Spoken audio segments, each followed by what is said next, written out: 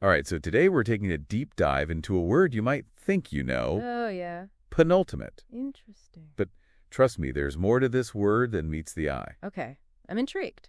We've got two sources from Merriam-Webster's dictionary, Mm-hmm.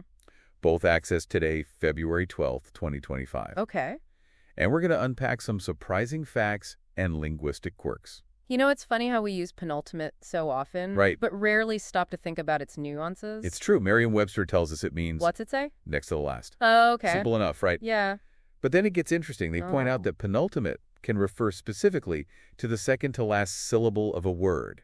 See, that's what I find fascinating about penultimate. It can be both broad and incredibly specific. Right. On one hand, we use it for things like the second to last chapter of a book, and on the other, we're talking about the structure of words themselves. Okay, so we're already seeing it's not just about physical order. No. It also applies to time and even language itself. Uh-huh. This makes me wonder, why do we even have a word for next to last? That's a great question. Right. It makes you think about how we as humans perceive order and endings. Mm-hmm. Maybe highlighting that almost final stage is just inherently interesting to us. And speaking of interesting, Okay. Merriam-Webster drops another knowledge bomb. Oh, really? Penultimate isn't the only word for next to last. Oh, wow. Apparently, we've also got penultimate and ultima hanging around. Ah, yes. Those are often used when talking about syllables specifically. They Okay. highlight how nuanced language can be, Right. even when conveying the same basic idea. Mm-hmm. We have different words with slightly different flavors. So it's like choosing the right tool for the job. Uh-huh.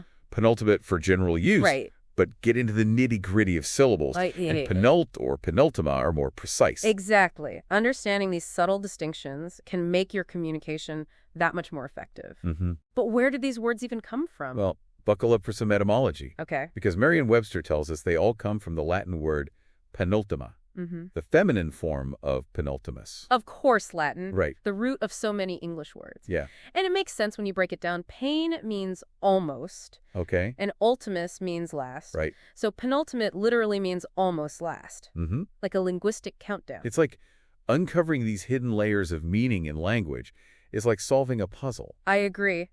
But hold on, there's a twist. Oh. You mentioned earlier that penultimate is sometimes used incorrectly, right? Yes, sometimes people use penultimate as if it means the very best Ah, or the most ultimate. right? It's an understandable mistake. Yeah. It's as if they're trying to amplify the meaning of ultimate by adding pen to it. It seems like they're reaching for a fancy word but missing the mark.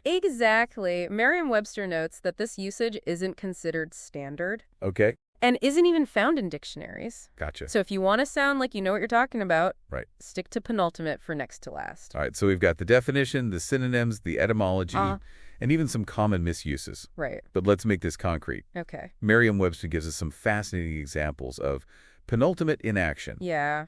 pulled from literature and journalism. I'm all ears. Examples always bring these concepts to life. Here's one from The Known World by Edward P. Jones. Okay. Bell was the penultimate person to die. Mm-hmm. Just hours before a slave, 53-year-old Alba, Okay. wandered in delirium away from his cabin Uh-huh. and sat down to death in front of Carlyle's airing-out cottage. Wow. That's a powerful example Yeah. in the context of this novel about slavery. Mm-hmm. Penultimate underscores the tragic sequence of events, Right. marking a point of no return leading to the final death. It really adds a layer of dramatic tension, doesn't it? Absolutely. And it's not just about death or serious topics. Okay. Here's one from Sports Illustrated about a baseball game. Okay. He threw harder in the last inning than he did in the first, Uh-huh. whiffing pinch hitter Darryl Strawberry with a 97-mile-per-hour heater for the penultimate out, Whoa. and blowing away the final hitter Knobloch with a 96-mile-per-hour fastball. Now, that's an example that really captures the intensity of the moment. Right. That penultimate out is a pivotal point in the game. Yeah, The whole thing hinges on it. exactly. Penultimate highlights that build up to the climax, Right. whether it's a victory or a tragic end. Yeah. But let's move on to something a bit more procedural. Right. Here's one from the Sunday Denver Post Okay. talking about regulations becoming law. Mm-hmm. Regulations have cleared the penultimate hurdle Okay. and appear ready to become law. This example shows how penultimate can be used metaphorically. Okay. It represents a significant step toward a final goal. Mm-hmm. That feeling of almost being there. Like they're on the edge of the finish line. Just one final quish to go. Yeah. Okay, last one, this time from a New York Times book review. Oh, right. Pompey speaks of her mother's difficult death Uh-huh. and of her own longings for death, Okay. and rises to a rare moment of lyric power in the novel's penultimate paragraph. Interesting. This one focuses on the structure of the novel itself, Right. pinpointing a powerful moment in the penultimate paragraph. It's what Yeah. the author is deliberately building towards a crescendo. Exactly. So we're seeing penultimate used across various contexts, Yeah. from literature and sports to law and everyday conversation. It really is a versatile word. Right. And I think all these examples highlight how penultimate connects to that human fascination with transitions and those almost final moments. For sure. But are these examples outdated? Hmm. Do people still use penultimate like this today? That's a great question. Language is constantly evolving. Yeah. So it's worth checking. Exactly. Luckily, Merriam-Webster also provides some recent examples, Okay. all from January 2025. Let's see how it's being used in the present day. Sounds good. Welcome back to our deep dive into penultimate. I find it fascinating how a word that seems so straightforward can actually hold so much depth. Right. In part one, we saw how penultimate often carries an emotional weight. Yes. That goes beyond its literal definition. Absolutely. Think about those classic movie cliffhangers. Oh, yeah. The hero dangling from a cliff at the end of the penultimate scene. Right. That's penultimate, creating a sense of urgency, of anticipation. We're on the cusp of a resolution, Right. but we have to wait to see what it is. And it's not just in movies. The penultimate game of a tournament, Right. the penultimate day of a vacation. Yeah. These are moments where we experience a clash of anticipation and finality. For sure. It's almost like penultimate helps us recognize and savor those transitions. Exactly. It's like penultimate captures the essence of liminality, Mm-hmm. that threshold between what was and what will be. Yes. And that space can be exciting and unsettling all at once. Definitely. You know, in part one, we talked about how penultimate can be used in both concrete and abstract ways. We Right. see this in the examples we discussed. Mm-hmm. The penultimate chapter of a book is very concrete, Yeah. but clearing the penultimate hurdle towards a goal is more metaphorical. That versatility is what makes penultimate so interesting to me. I agree. It allows us to apply that concept of next to last to so many different experiences. Precisely. It's like it gives us a framework for understanding the stages of a process. Yeah. Whether it's a physical journey, a creative project, or even personal growth. Right. And by acknowledging that penultimate stage, Mm-hmm. we can appreciate the progress we've made while preparing ourselves for what's next. This makes me think about the cultural implications. Okay. Does the very existence of this word tell us something about how we as humans Right. perceive time and endings? That's a really thought-provoking question. Maybe it reflects our deep desire to mark those transitions, Mm-hmm. to find significance in that almost final moment. It's as if we're wired to anticipate endings, Right. to savor those moments leading up to them, whether good or bad. Exactly. Perhaps it's about finding meaning in the journey itself, understanding that the penultimate stage is not just a stepping stone, Yeah. but an integral part of the overall experience. That's a beautiful way to put it. It's not just about reaching the destination, but how we navigate the path to get there. Right. And penultimate helps us appreciate that path. But I'm also curious about how penultimate relates to other concepts, like, say, suspense. Ah, yes. Penultimate often heightens our sense of suspense because it implies that something is about to happen. Right.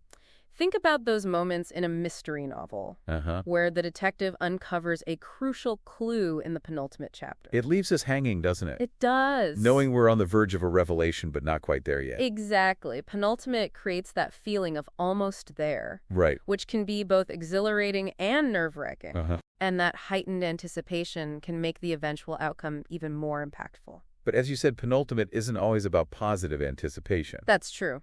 It can also evoke a sense of dread or anxiety when we're approaching something we fear. Absolutely. Think about the penultimate day before a big exam. Oh, yeah. Or a difficult conversation. Mm-hmm. It's that feeling of the clock ticking down, Right. knowing that something challenging is imminent. In those cases, penultimate acts as a sort of warning, doesn't it? It does. A reminder that we're on the brink of something that might test us. Yes, but we've talked about seriousness, anticipation, and even dread. Right. Is there room for penultimate in humor? I don't know, is there? There certainly is. Sometimes the humor comes from using penultimate in situations where it feels out of place. Okay. Imagine someone saying, "This is the penultimate slice of pizza, Okay. so savor it." I could see that using such a weighty word for something as simple as a slice of pizza, Yeah. the contrast is what makes it funny. Exactly. It pokes fun at our tendency to overemphasize things. Right.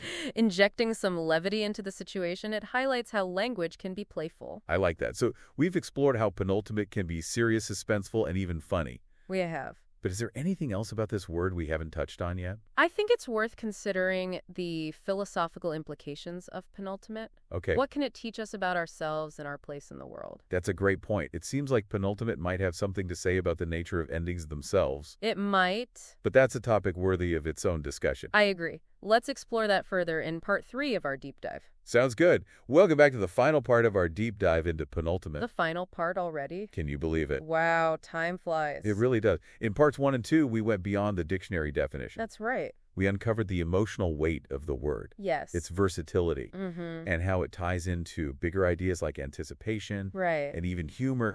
What's been most striking to me Yeah. is how this seemingly simple word penultimate Uh-huh. can spark such profound reflections. Exactly. And in part 2, we ended on a bit of a cliffhanger ourselves. Oh, did we? We did. We were starting to talk about the philosophical implications of penultimate, Oh, right. specifically what it might have to teach us about endings. Endings are a universal experience. Right. They're woven into the fabric of life from the setting sun to the final page of a novel. But penultimate adds an interesting layer to how we think about endings. Oh, how so? It suggests that they're not always sudden or absolute. It's like penultimate offers a buffer zone, Interesting. a space to transition and prepare for what's to come. So instead of fearing endings, Mm-hmm. penultimate encourages us to embrace them as a natural part of life's journey. Precisely.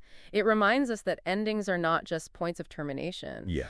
but integral parts of a larger process. It's a continuous flow of experience. I'm reminded of the Buddhist concept of impermanence. Oh, yeah? The idea that everything is in a constant state of flux, nothing lasts forever. That's a great connection. Penultimate aligns beautifully with that notion. Right. It underscores that even things that seem permanent eventually come to an end. It's a call to appreciate the present moment, recognizing the beauty and fleeting nature of all things. Yes. And by embracing the penultimate, we can live more fully in the present, savoring each experience as it unfolds. Thinking about penultimate in this way Yeah. makes me wonder about its implications for how we approach goals. Goals and aspirations always have a penultimate stage, Yeah. that final push before the finish line. By recognizing that stage, we can stay motivated, Right. knowing we're close to achieving what we set out to do. But it's not just about reaching the destination. Right. Penultimate reminds us to appreciate the journey as well, Mhm. those small victories and challenges along the way. It highlights the importance of the process, Yes. of savoring those penultimate moments of striving and effort. And even when we achieve a goal, Uh-huh. there will always be new penultimate moments to experience, new challenges to overcome, Right. new journeys to embark on. So penultimate is not just about what comes before the end, No. but how we choose to live in those moments leading up to it. It's a reminder that life is a continuous journey of growth and discovery, Yeah. filled with endless possibilities, and each penultimate moment is an invitation to embrace that journey with open arms. Well, I think we've come full circle in our exploration of penultimate. I agree. We started with a dictionary definition, Uh-huh. but we've uncovered so much more. We've delved into the emotional and philosophical depths of this seemingly simple word, We have? uncovering its connections to anticipation, Mm-hmm. suspense, Right, yeah. and even the nature of endings themselves. As we wrap up, what do you hope our listener takes away from this deep dive? I hope they gain a newfound appreciation for the power of language, I like that. how even a single word can hold a universe of meaning. And I hope they'll start noticing those penultimate moments in their own lives. Yes. Savoring them, learning from them, Right. and using them to live more fully in the present. To our listener, we encourage you to continue exploring language with curiosity Yes. and an open mind. You never know what hidden treasures you might find. Thank you for joining us on this deep dive into penultimate. It was my pleasure. We hope you enjoyed the journey.